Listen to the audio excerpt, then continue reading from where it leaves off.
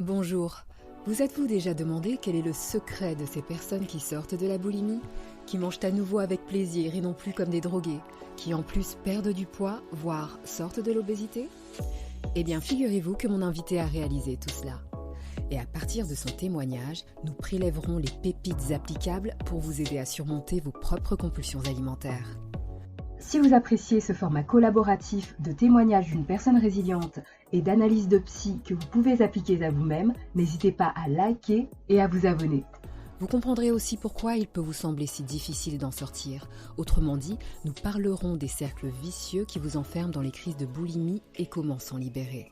Nous évoquerons aussi le traitement psychologique de référence contre les compulsions alimentaires, dont l'efficacité est scientifiquement étayée. Vous verrez également pourquoi la volonté seule ne suffit pas pour sortir de la boulimie et comment trouver votre propre déclic qui vous aidera à maintenir des résultats tangibles et durables.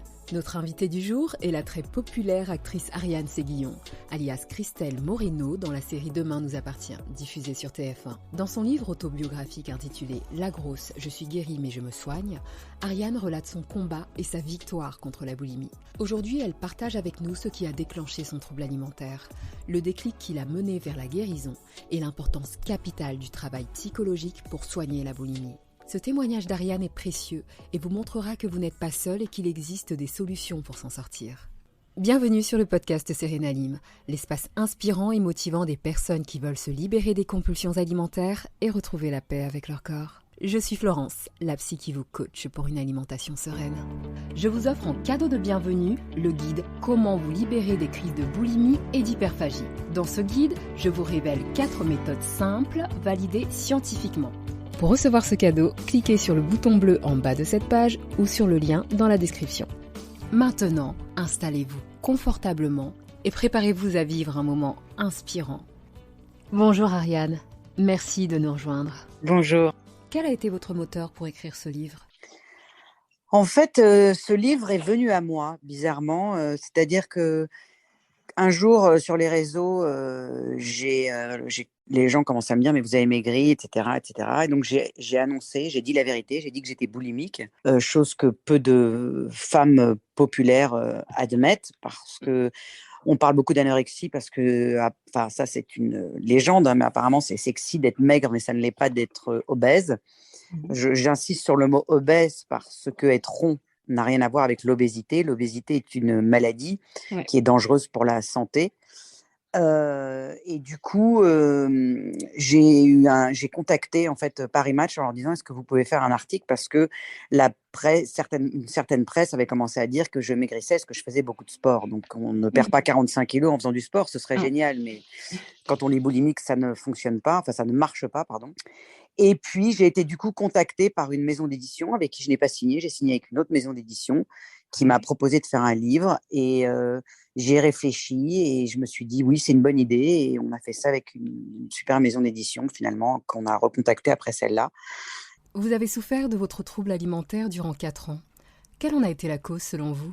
Alors, à mon avis, ça faisait plus longtemps que ça que j'étais boulimique. C'était latent chez moi, parce que c'est une maladie qui est quand même assez sournoise, qui entre dans votre vie petit à petit par les failles qui vous habitent. Or, moi, des failles, j'en ai pas mal. Et du coup, voilà. Et, en revanche, le vrai déclenchement où je suis vraiment allée profondément dans la maladie, c'est quand mon petit frère Benjamin m'a annoncé qu'il avait un cancer. Ce jour-là, je me suis arrêtée dans une boulangerie et j'ai acheté 5 croissants, 5 pains au chocolat que j'ai engloutis en moins d'1 minute. Je n'avais aucun souvenir de ce moment d'ailleurs. Je m'en suis souvenue en psychanalyse. Oui, l'annonce du cancer de votre frère Benjamin a été un véritable traumatisme. Et pour faire face, vous avez de façon inconsciente, puisqu'on l'a vu, c'était le blackout, vous vous souvenez plus d'être allé dans cette boulangerie, mais vous êtes allé dans cette boulangerie en prenant ces 5 croissants, 5 pains au chocolat, en mode pilote automatique. Oui, c'était vraiment en mode automatique. C'est-à-dire que je n'avais pas le souvenir de l'avoir fait. Je l'ai fait vraiment comme une pulsion totalement inconsciente. Et pour en revenir aux prémices que vous évoquiez tout à l'heure, il y a le rapport de votre mère à la nourriture, ce rapport empreint de culpabilité. Maman était quelqu'un qui, dès qu'elle mange, dit oh là là, j'ai trop mangé, ça va me faire grossir. C'était quelque chose. Puis ma mère était très belle, très mince. Il y avait une espèce de truc de beauté chez moi, de la femme qui était extrêmement important. Ouais. Et moi, je me sentais jamais à la hauteur. Donc, ce n'est pas que dû à elle, c'est aussi dû à la façon dont moi, je vivais les choses. Oui, en effet, vous avez internalisé cet idéal de beauté maternelle. J'ai aussi constaté plus tard dans l'ouvrage que vous avez aussi intégré cette culpabilité, notamment quand vous jugiez avoir trop mangé. Bien sûr, à un moment, je culpabilisais de manger, puisque une femme qui se tient c'est entre parenthèses, correctement, ne doit pas se baffer. Et moi, j'ai toujours été très gourmande. Et comme j'étais très sportive, je prenais pas un gramme, j'avais cette chance-là. Ouais. Mais au début, vous savez, au début, dans la boulimie, on appelle ça souvent de la gourmandise. Mm. Mais le fait déjà de ne pas être capable de manger un ou deux gâteaux et d'être obligé de manger un paquet, par exemple, Ouais. c'est pas quelque chose, c'est pas un rapport à la nourriture qui est extrêmement équilibré. Oui, vous le dites bien, le fait d'être obligé de manger un paquet de gâteaux, eh bien, c'est plus fort que vous. Nous sommes donc bien dans la perte de contrôle. Et si nous pouvons nous poser la question de savoir ce qui fait que certaines personnes sont plus à risque que d'autres de développer des troubles du comportement alimentaire ? Eh bien, il s'agit des facteurs de risque, autrement dit les facteurs prédisposants. Ces facteurs prédisposants diffèrent d'une personne à une autre. On les classe néanmoins en 3 catégories. Les facteurs biologiques, notamment le sexe, les femmes sont plus à risque que les hommes de développer un trouble du comportement alimentaire. Les facteurs psychologiques, tels que l'insatisfaction corporelle, avoir une alimentation restrictive ou encore avoir une faible estime de soi. Et enfin, un 3e type de facteurs, les facteurs socio-culturels, y compris les facteurs familiaux. Par exemple, les cultures dans lesquelles nous observons un culte de la minceur ou une certaine compétitivité voient une plus grande prévalence de troubles du comportement alimentaire. Et ces troubles surviennent également dans les familles conflictuelles ou dans lesquelles il y a des comportements alimentaires perturbés. Donc des personnes porteuses de ces fragilités et vivant dans un contexte donné seraient plus susceptibles de développer un trouble du comportement alimentaire, notamment en période de stress. Et on l'a vu lors du confinement, un grand nombre de personnes ont développé un trouble du comportement alimentaire, ou des personnes en situation de trouble alimentaire ont rechuté. De toute façon, il était évident, ça je l'ai appris après, que vu mon rapport à la nourriture, que si j'avais un traumatisme et quelque chose de violent dans ma vie, j'allais m'y plonger. Voilà, ça c'était écrit, je pense, vu la façon dont je vivais avec ce rapport à la nourriture qui n'était pas toujours, entre parenthèses, normal. Vous avez passé votre adolescence en Afrique du Sud avec votre belle-mère et cette belle-mère, Viviane, vous imposait des règles alimentaires, d'une part l'obligation de finir l'assiette et d'autre part des interdictions. J'ai des anecdotes très drôles comme ça, parce qu'avec mon frère Benjamin, souvent on finissait pas, on balançait nos haricots verts aux chiens, sauf que les chiens ne mangeaient pas les haricots verts. Viviane vous interdisait des aliments à votre frère et vous. Il y avait un énorme pot dans notre cuisine où il y avait des Mars, des Bounty, enfin des trucs comme ça. Et en fait, mon frère et moi n'avons pas le droit de les prendre parce qu'à l'époque, en Afrique du Sud, c'était le break, ce qu'on appelle un break, c'est-à-dire qu'il n'y avait pas de cantine. Donc on venait, comme dans les écoles américaines, avec notre goûter, enfin notre déjeuner, et on n'avait pas le droit de prendre un certain pain, on n'avait pas le droit de prendre certaines choses. Donc du coup, moi j'avais on avait chacun trouvé notre façon de faire. C'est-à-dire que moi, j'avais mes copines qui m'apportaient pratiquement quelque chose à manger tous les jours, parce que sinon, j'aimais pas ce que j'avais moi. Et mon frère, lui, il rackettait les sandwichs. Donc, chacun a son truc. Nous arrivons à la séquence vrai-faux de l'interview. Il s'agit d'une séquence dans laquelle nous rétablissons une vérité liée aux troubles alimentaires. Et en matière de boulimie et d'hyperphagie boulimique, un des clichés, c'est de la gourmandise, il suffit de s'arrêter. Eh bien non. Non, c'est bien plus complexe que ça. Et pour illustrer cette vérité, je vais citer un passage du livre, Ariane. Pour les auditeurs qui ont l'ouvrage, cette citation est au chapitre 23. « Chaque petite ronce du quotidien, la moindre contrariété, le plus infime souci était devenu prétexte à se goinfrer. Pour assouvir ma faim ? Non. Pour me remplir, apaiser un manque. Depuis l'annonce du cancer de mon frère, je cédais chaque jour davantage à cette pulsion incontrôlable qui me poussait à engloutir en un temps record des aliments non cuits, non préparés et le plus souvent hypercaloriques.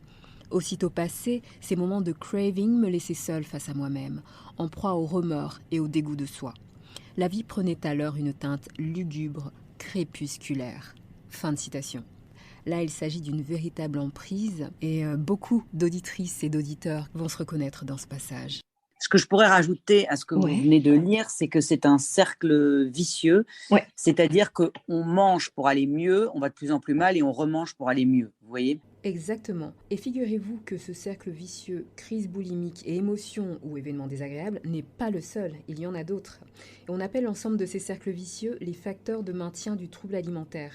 Et c'est à cause de ces facteurs de maintien que les personnes qui vivent la boulimie ont l'impression que c'est impossible de s'en sortir.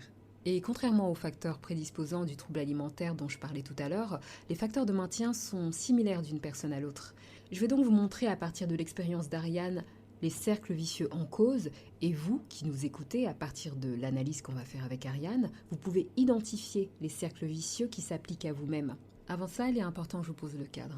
L'illustration découle du modèle de la thérapie cognitive et comportementale des troubles alimentaires. De quoi s'agit-il ? Eh bien, la thérapie cognitive et comportementale, c'est le traitement psychologique principal pour traiter la boulimie et l'hyperphagie boulimique. La Haute Autorité de Santé préconise en première intention de traiter les symptômes des troubles boulimiques par des thérapies cognitives et comportementales avant d'entreprendre une exploration pour en comprendre la cause, notamment par le biais de la psychanalyse. Désormais, nous allons nous mettre en partage d'écran.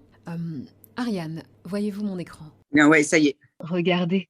La compulsion alimentaire, c'est tout le problème. C'est ce que j'entoure ici. Et là, on parle de l'aspect émotionnel, ce cercle vicieux. On le voit avec les 2 flèches. Dès qu'il y a un souci, dès qu'il y a une émotion, donc chaque petite transe du quotidien vous amène à avoir envie de manger et finalement vous perdez le contrôle, on est dans la compulsion et après la compulsion, on a vu qu'il y a ce passage de dégoût de vous-même, de culpabilité. Ça se nourrit, ça vous parle ? Oui, bien sûr. Le second cercle vicieux, c'est le lien entre privation et compulsion alimentaire, puisque les privations, les jeûnes, augmentent le risque de souffrir de boulimie. Et en retour, après les crises de boulimie, les personnes ont besoin de compenser cette surconsommation alimentaire en se privant de nourriture. Donc, pour les auditeurs et les auditrices, observez-vous, vous constaterez des patterns qui se répètent dans votre comportement alimentaire. Vous avez écrit aussi restriction, je mange à partir de 15 heures. En fait, c'est un peu comme un drogué, c'est-à-dire qu'on essaye de manger le plus tard possible pour avoir cette espèce de shoot de nourriture qui va être jouissif au moment où il va arriver. Donc parfois, moi, je ne mangeais pas le matin, je ne mangeais pas le midi et j'attendais qu'il soit le plus tard possible, surtout quand j'étais seule. Et donc, parfois, j'allais jusqu'à 15 heures sans manger. Et là, à partir de 15 heures, c'est-à-dire que là, on est dans des crises extrêmement violentes et fortes qui sont de, je sais pas, 6-7 camemberts, 7 baguettes, 10 paquets de gâteaux, etc., etc., etc. Je me suis même vue manger à des moments où je ne pouvais plus commander de nourriture parce qu'il était trop tard. J'ai une haine dans la vie, c'est le céleri et le fenouil, les deux. Et un jour, il me restait que du céleri dans mon frigidaire et je l'ai mangé. Donc, je peux vous dire que pour manger ça et manger des pots de moutarde quand il n'y a plus rien, du ketchup, enfin, on mange tout ce qui se mange et qui reste dans le frigidaire, en fait. Les aliments n'ont plus de goût, ils ont du goût au départ, mais après, l'aliment ne compte plus. Enfin, je veux dire, je vous dis, le goût s'en va pratiquement au bout d'un moment. Absolument, ce besoin impérieux de se remplir. Certes, au début, il y a cette notion de plaisir de la crise, puisque le choix vers des aliments gourmands, des aliments réconfortants, est lié à la volonté de diminuer une tension que vous ressentez. Vous expliquez de façon très juste la raison pour laquelle les jeunes augmentent la probabilité de faire des crises de boulimie, mais aussi de prendre du poids. Et pour cela, vous avez recours à cette métaphore du supermarché. Vous pourriez la partager avec les auditeurs ? Oui, en fait, le corps, c'est ce que m'avait décrit en fait ma psy, c'est-à-dire que par exemple, un jour, vous allez dans votre supermarché et vous faites vos courses et le supermarché, vous voulez faire vos courses, est fermé. Donc, vous rentrez chez vous et vous vous dites j'ai quoi manger pour 2 jours. Bon, j'espère qu'il va ouvrir et il rouvre donc le lendemain. Sauf que là, vous vous dites ouh là là là là, il a déjà fermé une fois, il va peut-être refermer. Donc là, vous faites des courses pour une semaine. Donc, vous faites des courses pour une semaine, voilà, etc., etc. Et donc, une fois, vous y retournez et il ferme pendant 1 mois. Donc là, vous dites, oula, c'est une catastrophe, je vais mettre de côté, je vais acheter de la nourriture pendant 1 mois. Et donc, c'est exactement ce que fait le corps avec les régimes. C'est-à-dire que quand votre corps, vous le privez une fois, il va mettre déjà un petit peu de côté, et plus vous le privez, plus il va mettre de côté. C'est-à-dire que c'est le principe des régimes, c'est-à-dire que vous perdez 5 kilos, vous en prenez 10, vous en perdez 10, vous en prenez 15, etc. Parce que le corps, en fait, a une mémoire extraordinaire, le corps est extrêmement bien fait, et donc, à partir du moment où vous le mettez en manque régulièrement, il va mettre de côté, il va stocker pour pouvoir tenir si jamais vous le bloquez à nouveau. C'est pour ça que les régimes ne fonctionnent pas, enfin ne marchent pas, parce que un régime va vous faire grossir petit à petit. C'est comme ça qu'on peut tomber dans l'obésité ou dans une forte grosseur qui fait qu'on commence à être très mal. Donc, c'est pour ça que les régimes ne fonctionnent pas, surtout dans l'obésité, et qu'il faut réellement faire un travail sur soi, réapprendre. Le plus important et le travail le plus dur, d'ailleurs, je le dis dans mon livre, ça a été de réapprendre la sensation de satiété et de faim, que je n'avais absolument plus. Je ne savais plus ce que c'était d'avoir faim, et je ne savais plus ce que c'était de ne plus avoir faim, en fait, voilà, une vraie sensation de satiété. Je ne savais pas ce que c'était. Je l'avais complètement oublié. Et ça, à retrouver, et aller rechercher ça dans sa mémoire, et réapprendre à manger finalement pour survivre et pour vivre comme font tous les êtres humains, c'est très, très, très, très compliqué. C'est pour ça que quand les gens disent « Ah non, mais attends, t'es grosse, t'as qu'à arrêter de manger ». Déjà, il faut savoir que l'obésité n'est pas que due à la boulimie. Il y a l'obésité qui est due aussi à un traitement médical, qui peut être dû à des troubles physiques comme la thyroïde, etc., etc. Donc, les gens obèses ne sont pas tous en plus boulimiques. Mais quand on dit à un boulimique « Arrête de manger », c'est comme si on dit à quelqu'un qui est sous héroïne « Bah, pourquoi t'arrêtes pas l'héros ? Qu'est-ce que tu fais ?» C'est exactement la même chose. Sauf que je pense que la nourriture est certainement la drogue la plus difficile à arrêter. Parce qu'on parle toujours du crack, mais je pense que la nourriture est vraiment une des drogues les plus difficiles à arrêter, parce qu'on peut arrêter de se droguer, on peut arrêter de boire, on peut arrêter de fumer, mais on ne peut pas arrêter de manger. Donc, c'est-à-dire qu'en fait, il faut que cette drogue qu'est la nourriture redevienne quelque chose de normal pour se nourrir. Et ça, c'est très compliqué. Ce que vous dites est important et ça résonnera chez beaucoup d'auditeurs et d'auditrices. C'est la raison pour laquelle je ne peux que vous encourager, à chacun d'entre vous, de prendre contact avec des professionnels spécialisés dans le traitement des troubles alimentaires et dans le cadre d'une équipe pluridisciplinaire. Parce qu'en effet, les troubles alimentaires sont complexes et il s'agit d'être accompagné par un médecin généraliste, par un nutritionniste, donc ça peut être un diététicien ou un médecin nutritionniste, et par un professionnel de la santé mentale, un psychologue ou un psychiatre.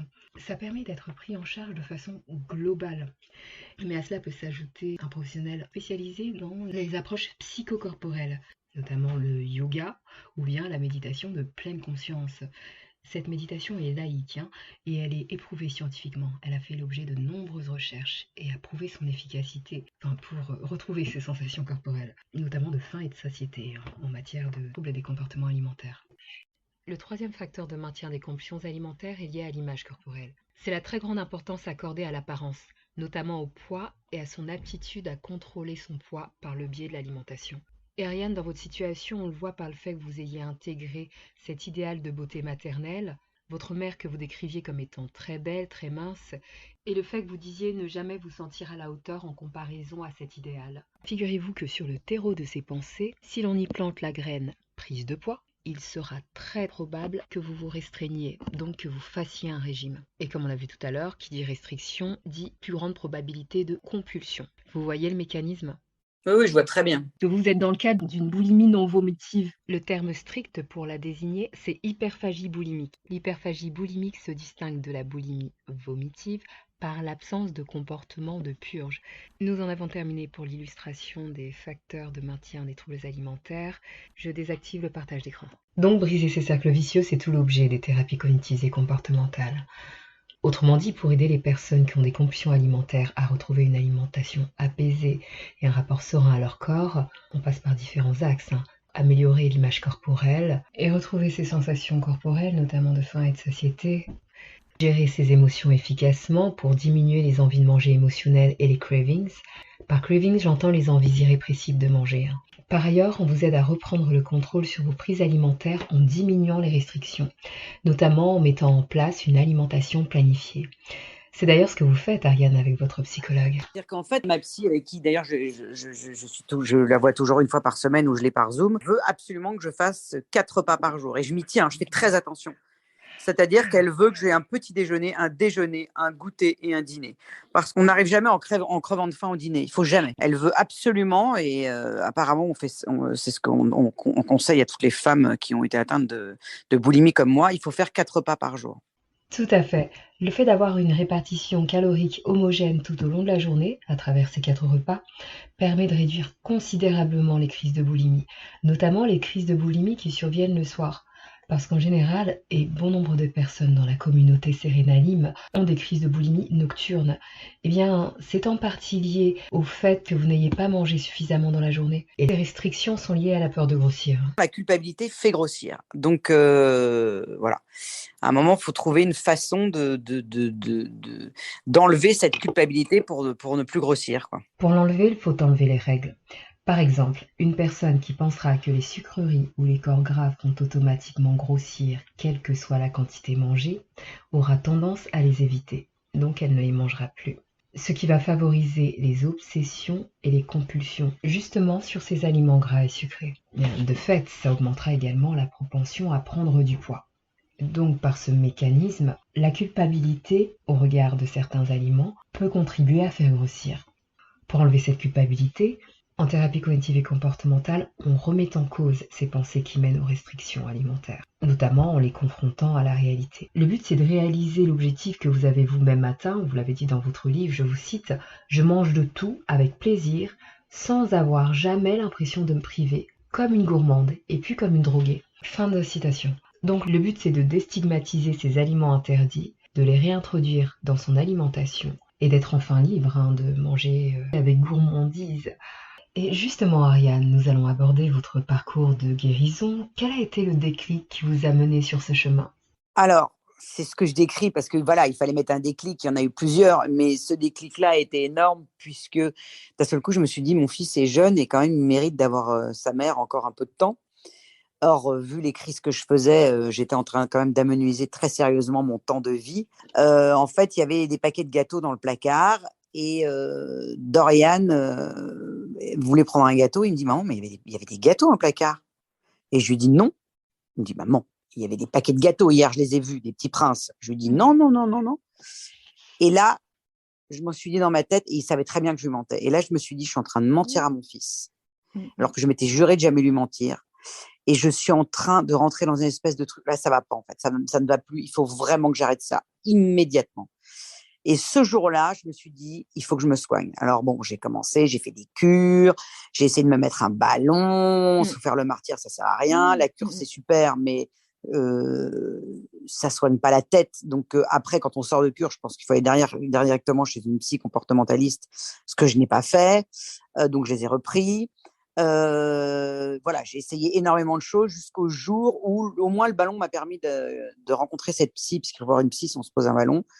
Et elle m'a, voilà. Et donc là, j'ai commencé un très long travail avec la psy qui a duré, qui dure toujours d'ailleurs. Voilà. Au bout de 2 ans avec elle, parce qu'au début, je lui ai dit, ah, mais je vais me faire opérer, il paraît que c'est génial, on a mis une partie de l'estomac. Elle m'a dit, non, hors de question.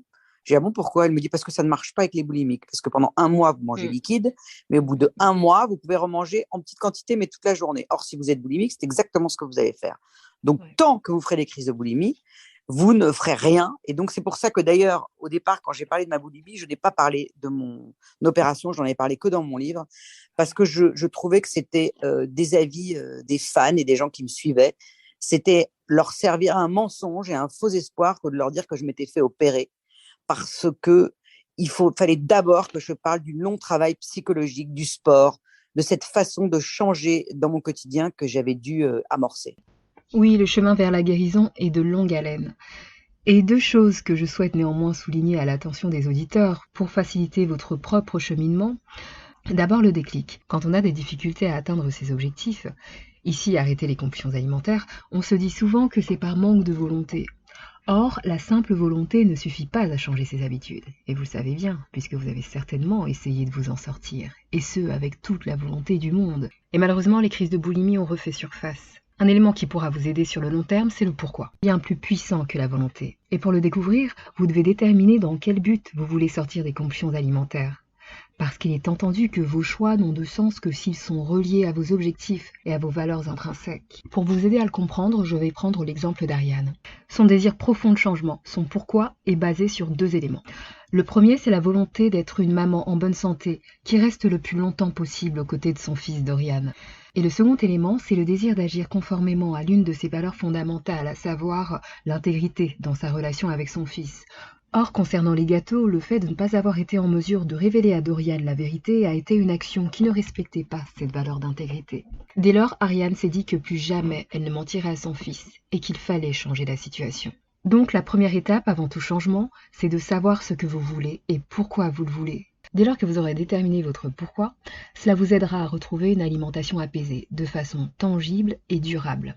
Parce que c'est ce pourquoi qui mobilisera votre persévérance et vos tripes pour atteindre votre objectif. Alors, chers auditeurs et auditrices, quel est votre pourquoi ? Si vous ne le connaissez pas encore, je vous aide à le découvrir dans le guide Comment vous libérer des crises de boulimie et d'hyperphagie que vous pouvez recevoir en cliquant sur le bouton bleu ou sur le lien en bas de cette page.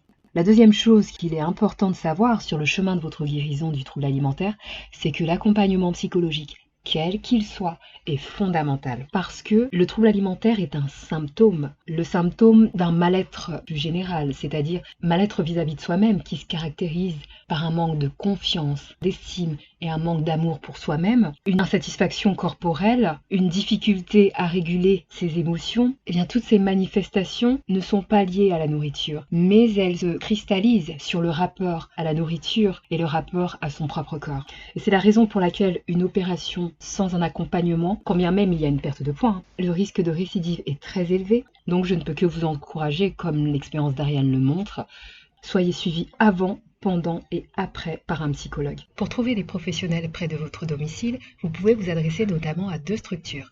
L'organisme Anorexie et Boulimie Québec si vous habitez au Canada, notamment au Canada francophone, ou bien à la Fédération française Anorexie et Boulimie si vous résidez en France. Sans traitement psychologique des compulsions alimentaires, cette emprise a toutes les chances de perdurer et de vous amener par tout moyen à manger. La personne sous addiction trouve toujours le moyen de consommer sa drogue. Toujours. J'ai une dame qui s'est fait opérer en même temps que moi, d'ailleurs je le dis dans mon livre, qui avait 50 kilos à perdre et qui en a perdu 5.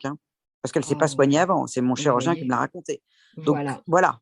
Ariane, nous arrivons déjà au terme de notre échange. Quels seraient les conseils que vous partageriez avec la communauté Sérénalim ? Cette communauté est constituée d'hommes et de femmes qui souhaitent être proactifs pour se libérer des compulsions alimentaires et être mieux dans leur peau. De ce fait, quels seraient vos 3 tips pour les aider à retrouver la sérénité alimentaire et un rapport apaisé à leur corps ? Alors, premier conseil, apprenez à vous aimer. N'écoutez pas les autres, trouvez-vous belle ou beau, aimez-vous comme vous êtes. Ça, c'est la première chose. Hyper important. Hyper important. La deuxième, acceptez de vous faire aider. Je tiens à dire que, et ça c'est hyper important, qu'il n'y a pas besoin d'argent. Parce que beaucoup de gens me disent, mais on a besoin. Non, on n'a pas besoin d'argent pour aller chez le psy. Vous avez beaucoup d'hôpitaux qui sont spécialisés avec des psy-comportementalistes alimentaires qui sont spécialisés dans l'obésité. Vous y allez, vous vous faites prendre en charge et c'est remboursé à 100% par la sécurité sociale et votre mutuelle. Voilà, il y a donc il ne faut pas se donner de fausses raisons. Il y a vraiment beaucoup d'endroits où vous pouvez aller et qui vont vous aider et qui sont gratuits. Ça, c'est hyper important. Et la troisième chose, c'est qu'il faut absolument être sur un chemin de la rencontre avec soi, de l'amour de soi. Ça revient à la première chose que j'ai dit, mais c'est un long chemin finalement de sagesse. Il est long ce chemin, mais il mène vers le bonheur et en tous les cas, il mène à l'acceptation de soi et de son corps. C'est long, moi j'y suis pas encore, c'est très long, mais ça permet d'être heureux parce que finalement, qu'est-ce qui est le plus important que d'être heureux si on est là ? Oui. N'écoutez personne. Parce que je sais qu'il y a beaucoup de femmes aussi qui m'écrivent, me disent, mon mari m'a dit que j'avais un gros cul. Mais alors, je vais vous dire une chose. Si votre mari vous dit que vous avez un gros cul, vous prenez votre baluchon et vous partez. Veillez à avoir un entourage bienveillant et délestez-vous des personnes qui vous dévalorisent ou qui vous dépriment de quelque façon que ce soit. Après, on n'a pas toujours le choix de se séparer de certaines personnes. Je pense à ceux et celles d'entre vous qui sont aidants de parents âgés. Eh bien, préparez-vous un kit de survie pour vous rebooster le moral, soit des situations positives juste après avoir interagi avec ces personnes, soit téléphoner à un ou une amie qui vous rebooste le moral, regarder un film drôle ou des vidéos de motivation, mais en tout cas, prévoyez cela avant de rencontrer cette personne. Vous pouvez également apprendre à poser des limites à ces personnes en suivant un enseignement d'affirmation de soi. Donc l'entourage est fondamental sur le chemin de la guérison. Néanmoins, ce chemin reste une expérience solitaire. Voilà. Le vrai travail commence à partir du moment où on est seul, très entouré. Vous lire exactement ce que je dis, parce que j'avais un livre là qui traîne, parce que c'est important. Mon combat contre la boulimie, je l'ai mené seul. Seul et néanmoins entouré par ma psy, par mes proches, par l'affection de dizaines de milliers d'inconnus et d'inconnues qui me suivent sur les réseaux sociaux. Se sentir aidé, encouragé, porté par la confiance, la fidélité des gens que l'on aime et que l'on estime. C'est une chance qui n'a pas de prix. Si précieux soit-il, cet accompagnement de tous les instants s'arrête là où commence le vrai travail. La solution, c'est à moi et à moi seule d'aller la chercher dans le labyrinthe de ma vie, au risque de raviver des plaies anciennes, de réveiller les fantômes du passé pour enfin oser les regarder en face et les affronter. Donc, prendre ses responsabilités et s'engager envers soi-même. Alors, chers auditeurs et auditrices qui nous écoutez en ce moment et qui vous sentez piégés dans les tourments de ces compulsions alimentaires, ne vous abandonnez pas, ne vous abandonnez jamais. Exactement. Ce sera le mot de la fin. Merci Ariane. Merci à vous. Si vous avez apprécié cet échange, n'oubliez pas de vous abonner, de liker et de le partager avec une personne qui pourra aider. Je suis ravie d'avoir reçu Ariane Séguillon, actrice dans la série Demain nous appartient, diffusée sur TF1, et autrice du livre La Grosse, je suis guérie mais je me soigne. Au-delà du thème de la boulimie, c'est avant tout un ouvrage autobiographique. Délicieusement écrit, ce livre se savoure comme un roman. Évidemment, chaque situation est différente. Chaque personne touchée par un trouble alimentaire le vit de façon unique et intime. Néanmoins, le parcours de résilience d'Ariane est parsemé de pépites dans lesquelles vous pourrez puiser pour vous inspirer sur votre propre chemin de guérison, notamment le courage, la détermination et l'espoir. Parce que oui, on peut s'en sortir, en étant bien accompagné, en s'investissant pour changer ses habitudes et en faisant un travail sur soi. Et ce travail sur soi n'est pas seulement une conquête de soi-même, c'est avant tout une découverte de vous-même. Une question pour vous, chers auditeurs et auditrices. Qu'en est-il du roman de votre propre vie ? N'oubliez pas que tant que le livre n'est pas refermé, il reste encore des chapitres à écrire. Et pour ce faire, je vous invite à passer à l'action. Car ce sont vos actions qui, jour après jour, pas après pas, vous mèneront vers la vie dont vous avez envie. Celle dans laquelle vous serez en paix avec vous-même et avec votre corps. Ariane et moi avons partagé avec vous des conseils. Choisissez-en un, appliquez-le et indiquez dans les commentaires vos résultats. Nous pourrons échanger. Avant de nous quitter, je vous invite à recevoir votre cadeau de bienvenue. Il s'agit du guide « Comment vous libérer des crises de boulimie et d'hyperphagie ». Dans ce guide, je vous révèle 4 méthodes simples, validées scientifiquement. Pour recevoir ce cadeau, cliquez sur le bouton bleu en bas de cette page ou sur le lien dans la description. À bientôt sur Sérénanime.